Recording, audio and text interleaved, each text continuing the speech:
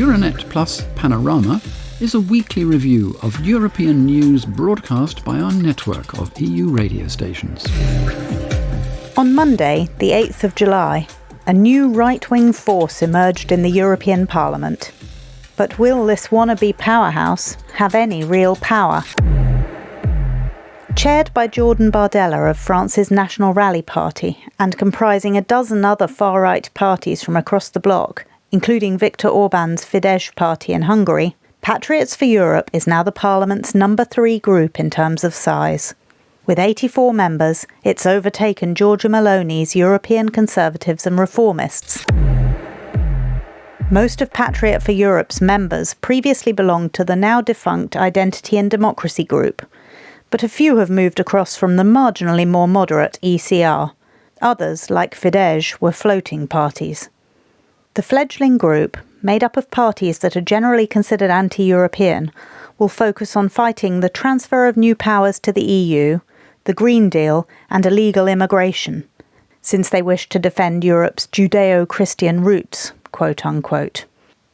Here is Italy's Matteo Salvini, whose Lega party counts among the group's members, in celebration mode, in a clip shared by Radio 24. Today, in Brussels, the European Parliament's third group is born, to fight any ploy of the socialists, pro-Islamists, pro-Chinese and extremists of the Green Deal and electric cars at all costs, to defend jobs, the family, our youth's future and the security of Italian and European citizens. We appointed Italian General Roberto Vannici as Vice President. We finally have the chance to change Europe as demanded by millions of voting citizens. Newly elected Latvian populist MEP Vilis Kristopans underlines many of the same points in a press conference covered by Latvia's radio. And he's keen to stress the group's pro-Ukrainian credentials, although this is probably a moot point. I am very proud that we have established the third largest group in the European Parliament.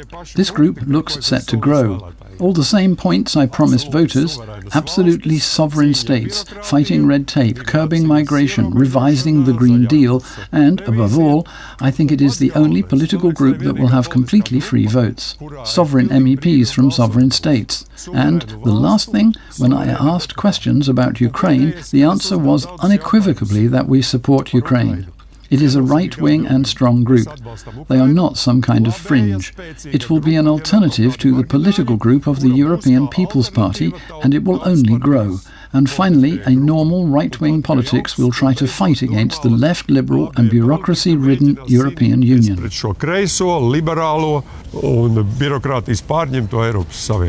The remnants of the Identity and Democracy group, which include Germany's extreme right Alternative for Germany, or AfD, party, have created their own new group, Europe of Sovereign Nations.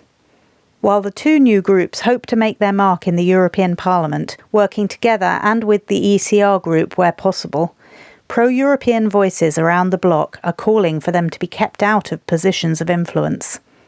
German Social Democrat Saskia Esken, for one, whose press statement made in the context of Hungary's council presidency is shared by AMS. Wir erleben nicht erst seit gestern einen Rechtsruck in Europa. We have been experiencing a shift to the right in Europe for some time now. This shift to the right is not just an expression of protest, it is a firmly entrenched view that is spreading further and further. It is also a manifestation of established right-wing radical networks that are able to exploit stressful issues to their own ends and pose a threat to cohesion in Europe and shared prosperity.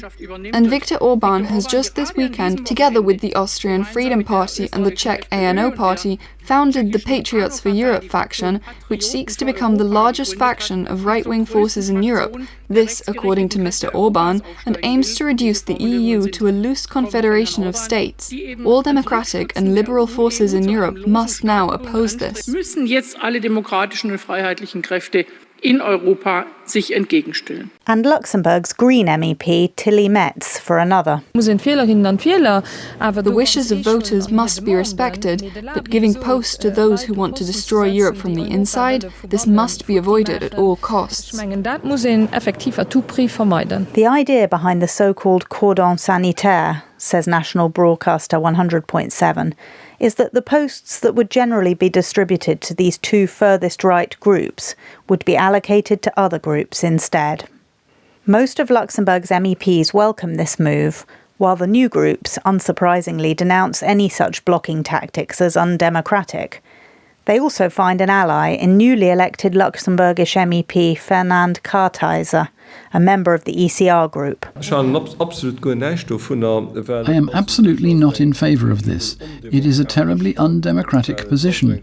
It constitutes a selective democracy in which we only talk to those who suit us, who share our opinion. But in fact, we are talking about people who were all elected, who were all given a mandate by the people. So this is a lack of respect for citizens. It is a mentality of censorship, of exclusion, and, as I said, a selective democracy. For me, it is out of the question. Whether or not the Patriots or the Sovereignists are granted any positions of power in the European Parliament, the fact that three different groups now sit to the right of the EPP is likely to cause a headache for Commission Chief Ursula von der Leyen, as they will undoubtedly make her road to re-election, now less than a week away, as rocky as possible. It goes without saying that most of Patriot for Europe's members openly support Viktor Orban's so-called peace missions to both Russia and Beijing this week. Yet many others in the Brussels bubble are appalled that Orban has gone off-piste in this way. Both the outgoing and the incoming High Representatives, Josep Borrell and Kaja Kallas, have criticised Orban's trips, stating clearly that he has no mandate to represent the EU on his travels. And Commission spokesperson Eric Mamer did not mince his words at a press conference on Monday. This is about appeasement, it's not about peace, and we believe that it undermines the unity and determination that we need to show in order for this war to end. In Poland, the Speaker of the Sejm, Szymon Hołownia, is also worried about the implications of Orban's behaviour, as he tells Polski Radio. He is doing this as the head of the state that is currently leading the European Union, and so he intends, or hopes, to involve us symbolically in his policy in this way. We are saying openly that in 6 months' time, Hungary's presidency of the EU will come to an end, and Poland will take over. Then no one will be in any doubt about the EU's attitude to Russian aggression against Ukraine, even if Orban is trying to stir up such doubts right now. Yet Margus Parts, overseas news editor at Estonian newspaper Postimees, does not think the EU should be too concerned about losing credibility over this. He's talking to Kuku Radio. Rather, this is simply a continuation of a trend we have been seeing for years, where Hungary essentially does what it feels like. The European Union as an institution is, in my opinion, as credible as it was before Orban's visit to Moscow and Beijing. It is just that this makes it more difficult to send out a common message. In a sense, it's a kind of spin. The EU can say one thing, Orban says another. The aim, I think, is to muddy the waters. Julian Chifu, president of Romanian Research Institute, the Centre for Conflict Prevention and Early Warning, tells Radio Romania that Orban may well have shot himself in the foot here.